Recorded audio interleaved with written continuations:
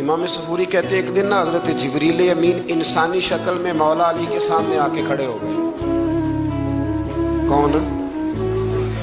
حضرت جبرائیل علیہ السلام. حضرت جبریل امین کھڑے ہوئے انسانی شکل میں. تو کہنے لگے علی یہ بتائیے کہ جبریل اس وقت کہاں ہے؟ انسانی شکل میں. اور مولا علی سے پوچھتے ہیں.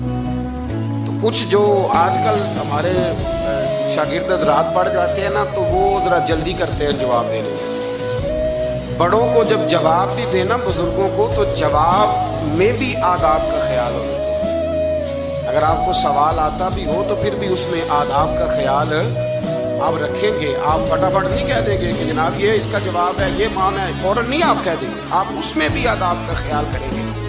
حضرت جبریل امین نے جب کہا نا کہ بتائیے جبریل کہاں ہے, تو حضرت علی فوراً بھی کہہ سکتے تھے آپ ہی تو ہے جبریل, یہ فٹافٹ کہہ سکتے تھے, اسی وقت ساری بات ختم ہو جاتی.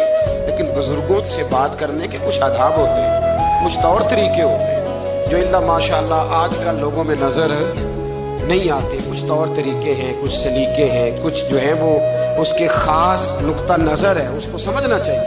حضرت مولا علی شیر خدا رضی اللہ تعالیٰ عنہ سے جب پوچھا نا کہ جبریل امین کہاں ہے اس وقت, تو حضرت علی نے پہلے اوپر دیکھا, پھر نیچے دیکھا, پھر دائیں دیکھا, پھر بائیں دیکھا, پھر آگے دیکھا, پھر پیچھے دیکھا. جواب فٹافٹ تیار تھا کہ آپ ہی تو ہیں, لیکن ایسے جواب نہیں دیا. فرمانے لگے جناب نہ تو اس وقت حضرت جبریل مشرق میں ہے, نہ مغرب میں ہے, نہ شمال میں ہے, نہ جنوب میں ہے, نہ 7 زمینوں میں ہے, نہ آسمانوں میں ہے.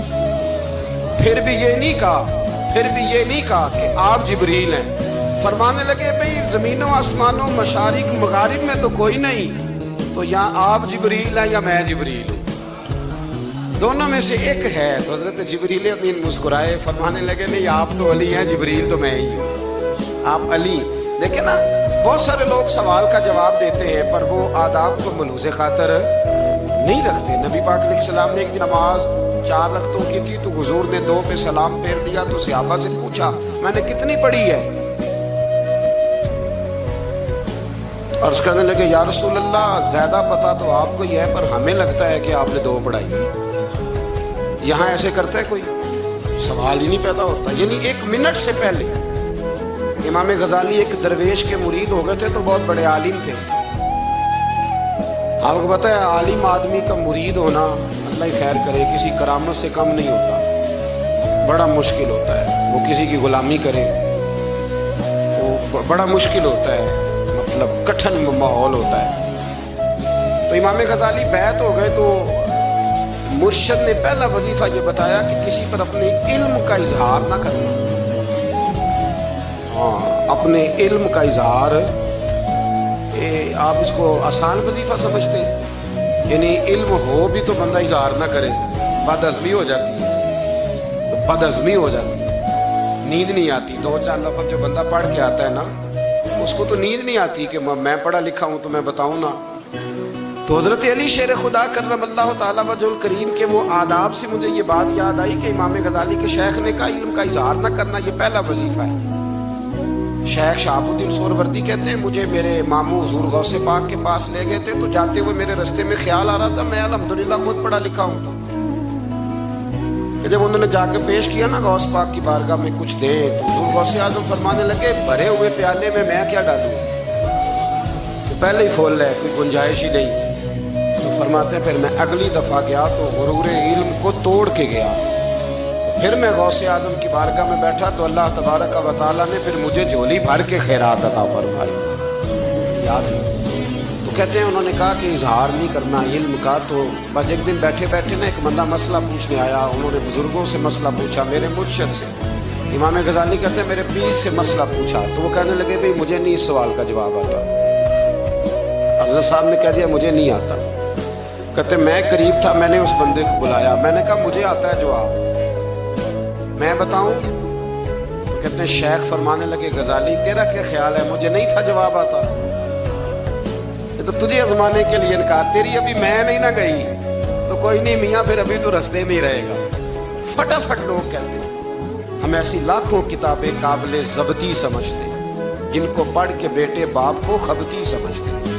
ایک بات یہ کہ ان سے محبت کرنی ہے، دوسری بات یہ کہ ان کی سیرت. پہلی بات زندگی میں ادب بڑا کیا مولا علی شیر خدا، بڑا ادب کیا. حضرت علی کہتے ہیں میں نے نبی پاک سے ایک سوال پوچھنا تھا تو میں نے 14 دن انتظار کیا.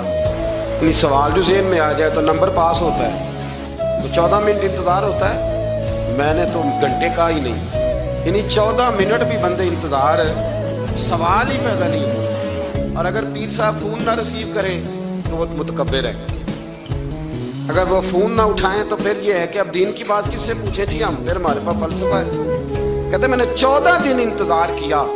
کیا؟ مولا علی فرماتے میرے دل میں خیال تھا کہ کوئی اور آ جائے اور جو میں بات پوچھنا چاہتا ہوں وہ نبی پاک سے پوچھ لے، وہ حضور سے پوچھ لے تو میرا بھی چلو معاملہ بن جائے گا. اب ان سے زیادہ کو بے تکلف تو نہیں تھا نا نبی پاک کی بارگاہ، جھٹ پوچھ سکتے تھے. 14 دن کہتے 14 دن کے بعد بندہ آیا، وہی سوال پوچھا جو میں نے پوچھنا تھا. تو کہتے ہیں حضور جواب اسے دے رہے تھے اور دیکھ میری طرف رہے، جواب اسے دے رہے تھے اور توجہ حضور کی میری جانب. ایک ان کی زندگی میں ادب بڑھا. دوسری بات یہ کہ گہرا علم ہے مولا علی کا. ہمارے ہاں لوگوں کے پاس علم ہوتا ہے اللہ ماشاءاللہ بڑے بڑے اچھے علماء ہیں، لیکن بعض جگہ پہ علم بڑا سطحی سا ہے، سطحی سا. یعنی ساری زندگی جس بندے نے علم پڑھا ہے وہ گہرائی تک نہیں اترا، یعنی اس پر عمل نہیں کر سکا. تو اگر میرا علم مجھے نفع نہیں دے رہا تو میرا علم کسی کو کیا نفع دے گا. حضرت علی کا علم گہرا تھا، سیانہ علم تھا، گہرائی والی بات کرتے تھے، بڑی سوچ سمجھ کے فیصلہ کرتے تھے اور بڑے زیرک تھے، دانا آدمی.